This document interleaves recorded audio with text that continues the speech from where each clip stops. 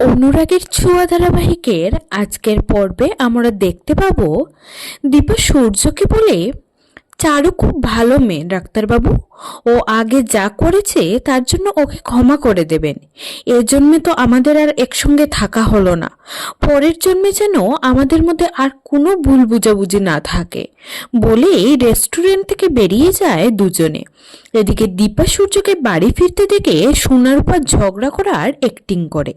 ওদেরকে এভাবে ঝগড়া করতে দেখে দীপা বলে, তোরা এভাবে অশান্তি করিস না, কারণ আমি আর তোদের বাবা একসঙ্গে থাকতে চাই না। তখন উর্মি বলে, জয় দুবাই যাওয়ার আগে ওর দাদাইয়ের বিয়ের দায়িত্ব আমায় দিয়ে গেছে, আমি শুধু আমার দায়িত্বটাই পালন করছি। এখানে আমার নিজস্ব কোনো মতামত নেই। রূপা, তুই এখানে থাকিস, আফটার অল তুই তোর বাবার মেয়ে। উর্মির কথা শুনে রূপা বলে, আমার ভালো লাগছে না এসব, আমিও সব বাধ্য হয়েই করছি। তখন দীপা বলে, তুই থাক এখানে রূপা, তোদের বাবার নতুন জীবন শুরু হবে, তাই বলছি তুই থাক। আমি নিজে কাল আসবো।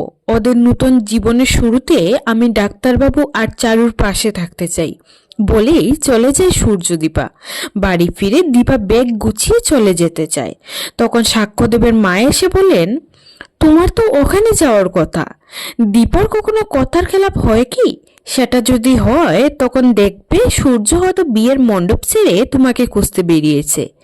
এটা হলে সব এলোমেলো হয়ে যাবে, আর সেটার দায় এসে পড়বে তোমার ওপর। তুমি নিশ্চয়ই এটা চাও না?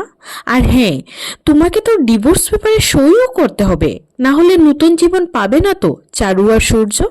উনার এই কথাটা শুনে থেকে যায় দীপা।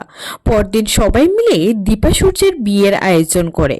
সমস্ত আয়োজন শেষ হওয়ার পর সোনারূপা গিয়ে সূর্য এবং দীপাকে তৈরি করে নিয়ে আসে।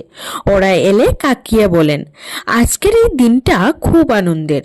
আজকে আমাদের সূর্য এবং চারুর বিয়ে, কিন্তু সূর্য এবং দীপার তো এখনো ডিভোর্সটাই হয়নি। তাই সবার আগে দীপা এবং সূর্যকে ডিভোর্স পেপারে সাইন করতে হবে। কাকিয়ার কথা শুনে তবলা ডিভোর্স পেপারটা দীপার হাতে তুলে দেয়। তখন দীপা পেপারটা হাতে নিয়ে বলে, একটা বড় দায় থেকে মুক্তি পাবো আজ। দীপার মুখে এই কথা শুনে সূর্য ওর দিকে তাকিয়ে থাকে।